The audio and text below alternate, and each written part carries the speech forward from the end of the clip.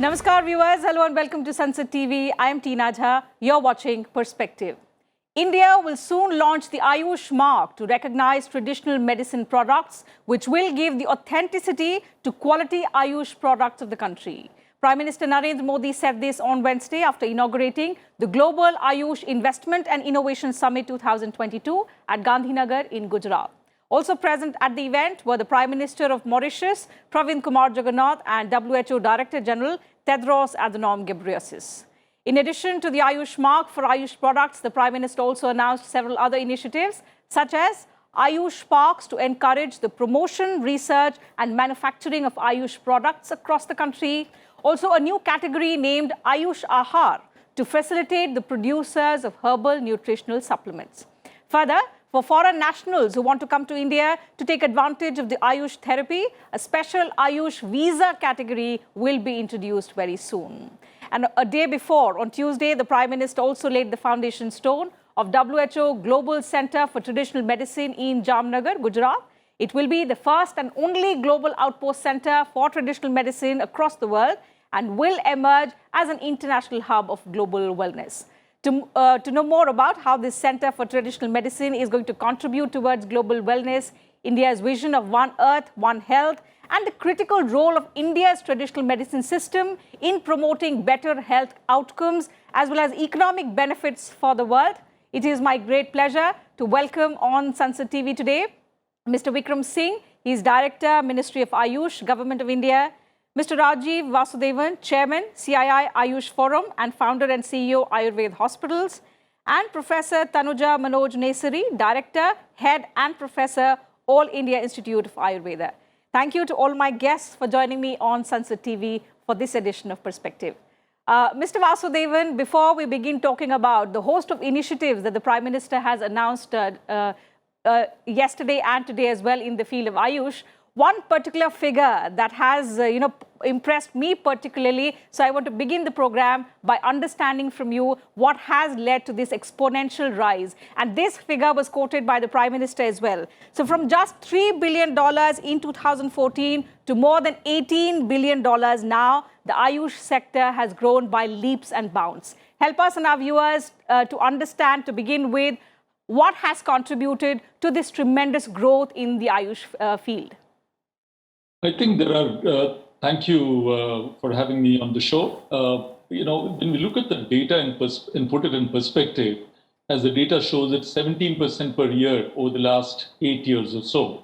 And in that context, we should also appreciate the fact that this sector is a huge sector which has not been really considered for the diverse subsectors which are encapsulated within this sector.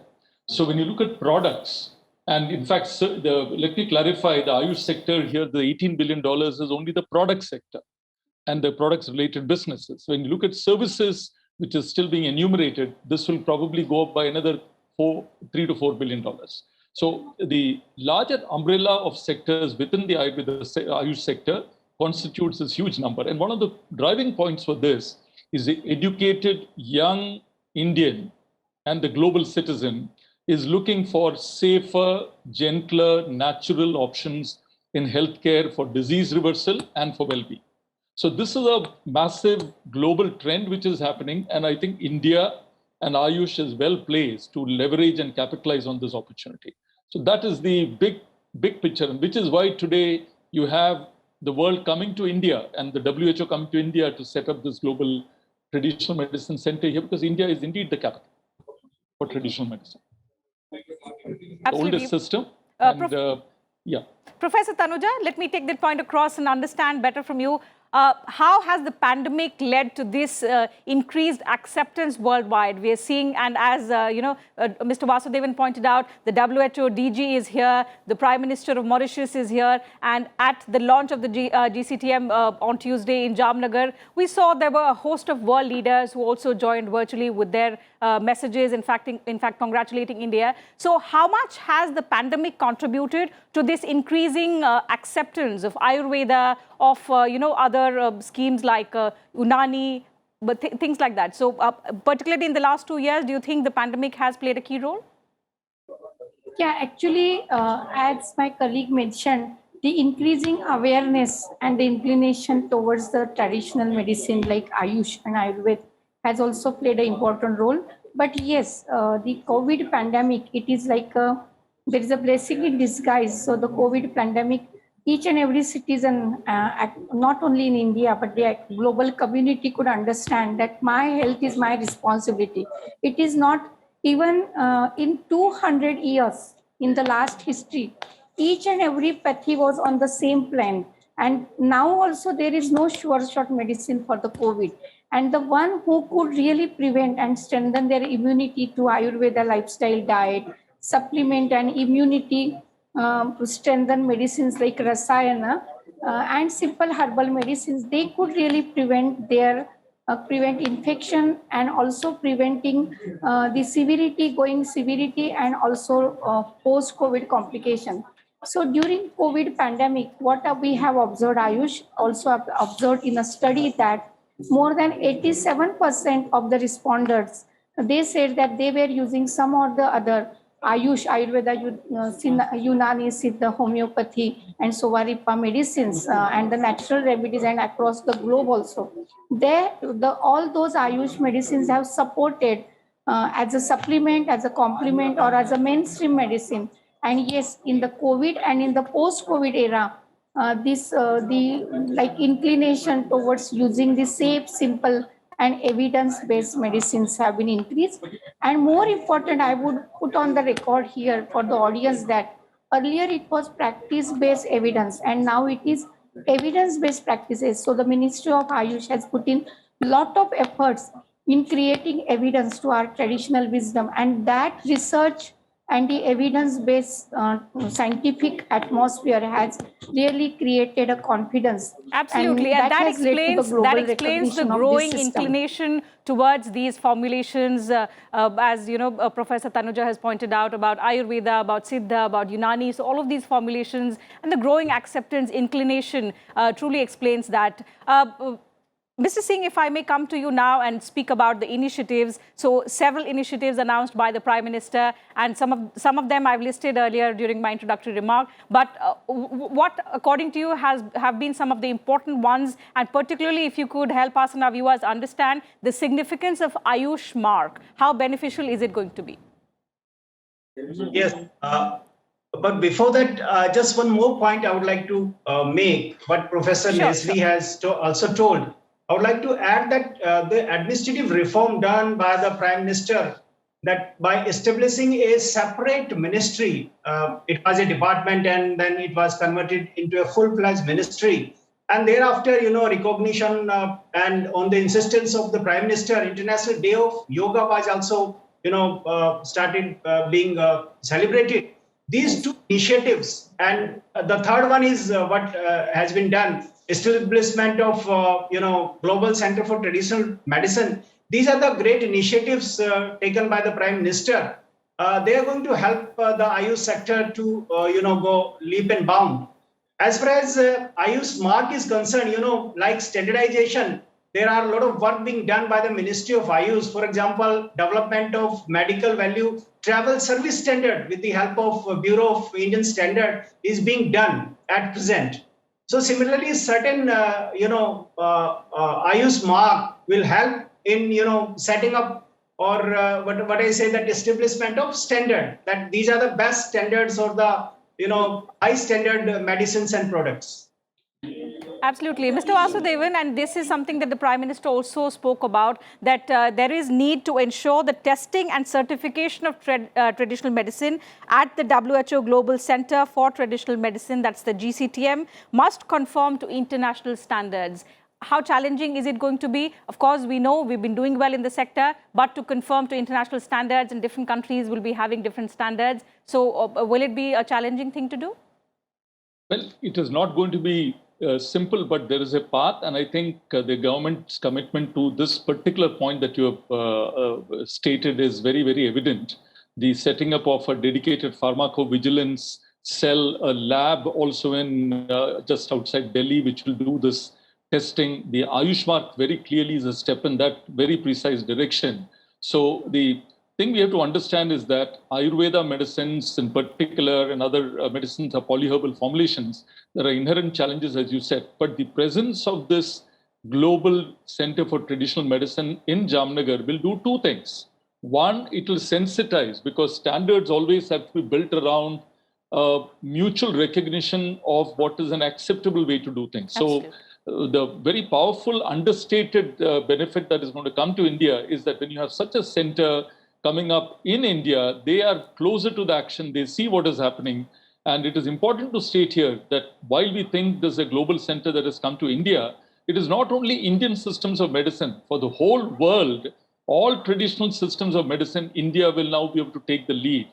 And I think when you look at the history, as Professor Nesri said, 200 years back, if any system of medicine was mature, it was Ayurveda and yoga. And today, Ayurveda and yoga is in a position in another 15, 20 years to take back that leadership, because what we have is a time-tested system, but we can build that evidence. And as Dr. Nesri said, from practice-based evidence to evidence-based practice, all of this is going to move. In the next 5 years, we can be quite certain that we make significant progress, both in products and services, standardization, and taking it to the world. And what I understand is that from the awareness that has been created today, many of the foreign representatives, ambassadors present here, all the industry representatives who have come here, all are very keen that they don't miss the bandwagon, which is a global push for Ayurveda, yoga, and other systems of Indian traditional medicine. So we clearly see the path being laid out for multiple countries, opening up the path for collaboration. Absolutely. And on this path, what is the scope for investment and innovation is something that I'll come back to you and understand, Mr. Vasudevan. But let me go also to Professor Tanuja and understand the importance of the GCTM. Professor, it's going to be the first and the only global outpost for traditional medicines. How do you look at its area of focus? How is it going to benefit when we talk about the area of traditional medicine worldwide? Yes, the GCTM, that is not only the Ayurveda. Ayush is the indigenous system of India, and like that, 170 countries, more than 173 countries of member countries of WHO has their own traditional medicine.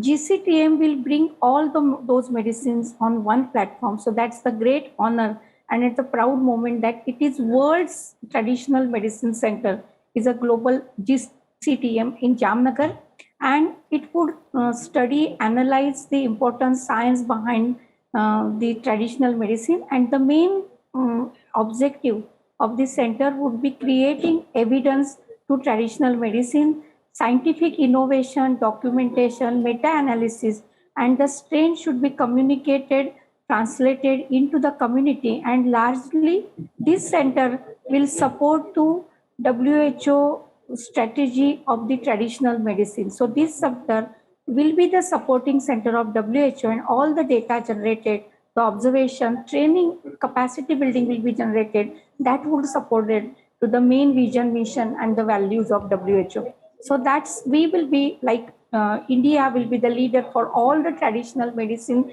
studies and the research that Global Traditional Center will do. I had an honor to be the part of the member of task force.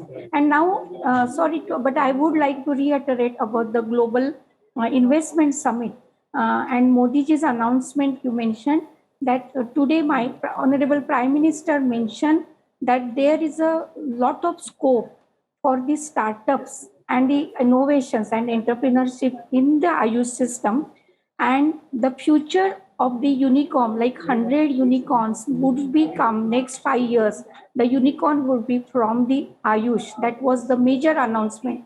And at Global Expo also, the startups, and today those were winners were awarded by Honorable Prime Minister. That itself says that our Prime Minister and government is mostly supporting and incubating and providing the mentorship to the startups in Ayush. That was the very important announcement which we did, Ministry of Ayush and the government did.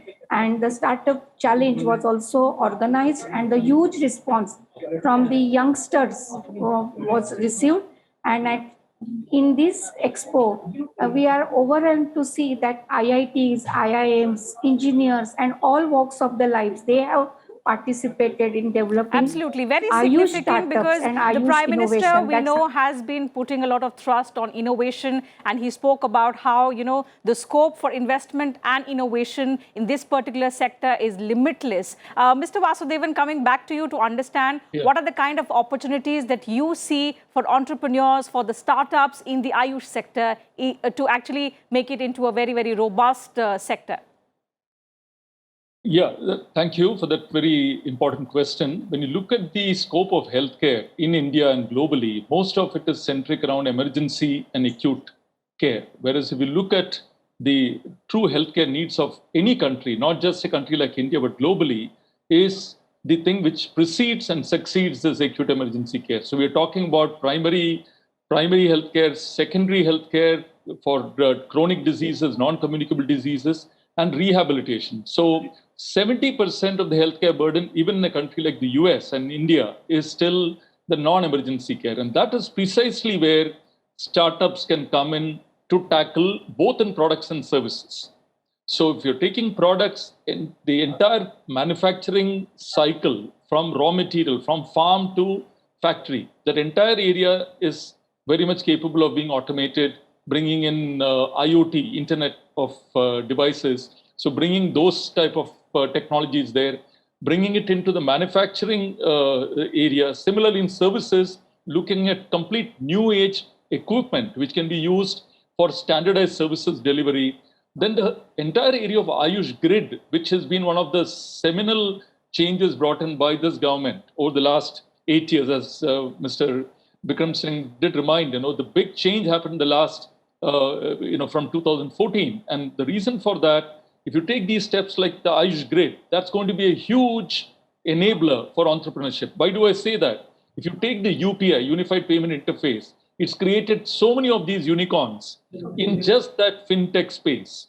Similarly, when we look at the healthcare National Digital Health Mission, within that, with a unified health interface, we want to look at players coming in at different levels. And I'll just conclude with this very important point that when we look at the healthcare spectrum, one of the things which is very people-centric is engaging with the patient for all his health needs, not just for some emergency operation, but for, once he's out of the operation theater, how do you take care of positive health? So Ayurveda's vision of not only reversing disease, but also sustaining good health, this larger vision is going to be a huge opportunity. And how does that get delivered for an entrepreneur?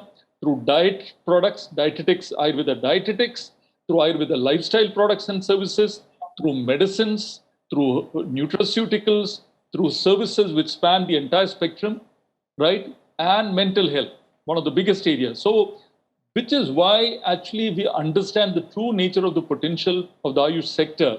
We are talking about this significant upside for India to take global leadership in healthcare through our Brahmastra, which is Ayurveda, Yoga, and the other Ayush systems. Absolutely. Mr. Singh, so Mr. Vasudevan suggests that, it's a significant upside, huge opportunity for India to be the leader in the area of traditional medicine globally. But it's now up to the government to harness the potential of the young entrepreneurs. So how are you going to attract young talent, harness their potential for the growth of the Ayush sector, which we are seeing has recorded tremendous growth, but to ensure that the growth continues beyond, what is the kind of support and help that the government is going to provide?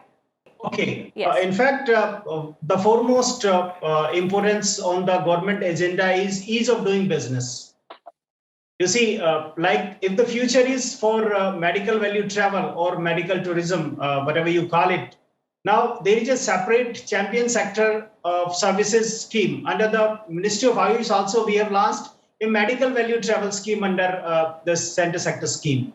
So other initiative also includes in which the actions are taken very quick, very prompt, and the leadership support which the Ministry of Ayush, be the minister himself or the secretary, all levels. I think this support of the ministry is there, and ease of doing business, and then extension of insurance coverage, to Ayush treatments and establishment of, special service export cell in the ministry. There are the few initiatives in which, the inclination of the ministry is shown.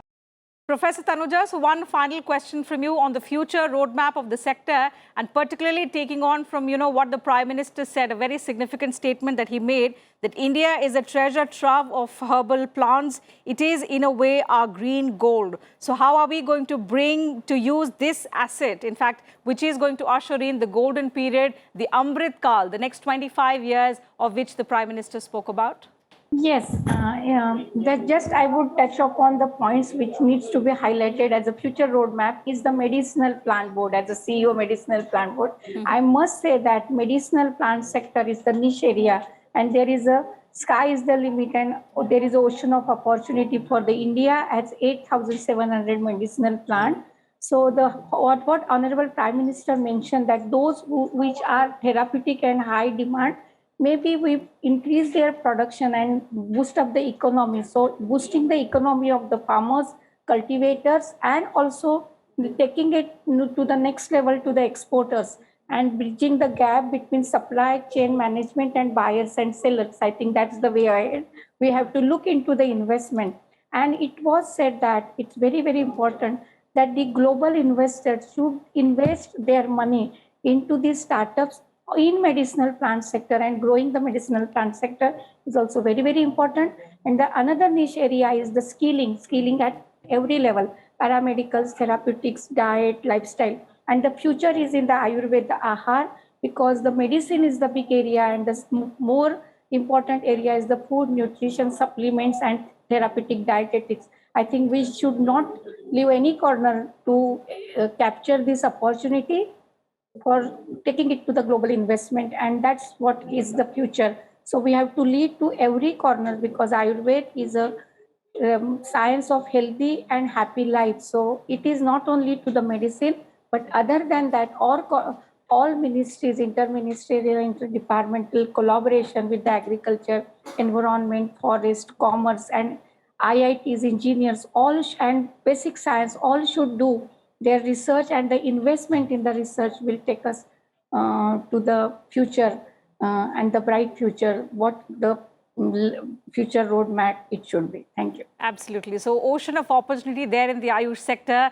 The sector has seen colossal growth since 2014, but immense potential. In fact, the WHO DG, who was present at both events on Tuesday and also today at this summit today, spoke about the immense potential of this particular sector, which he predicted could see a growth of about $25 billion in the next 25 years. So it's important that, as we've spoken about on the program today, all three panelists have pointed out that, that there is awareness about the potential of this sector, the large opportunities that it provides, and important for the young entrepreneurs to understand how they can make use of this ocean of opportunity that this sector provides in the times to come. So with that, I'll have to call it a wrap on this edition of Perspective today. I would like to once again thank all my panelists for joining me on the program and sharing your thoughts with us and our viewers on this extremely important subject. It was a pleasure having you on the show today. So that's it from us on this edition of Perspective today. Thank you to all my viewers as well for your time. See you again next time. Thank you once again.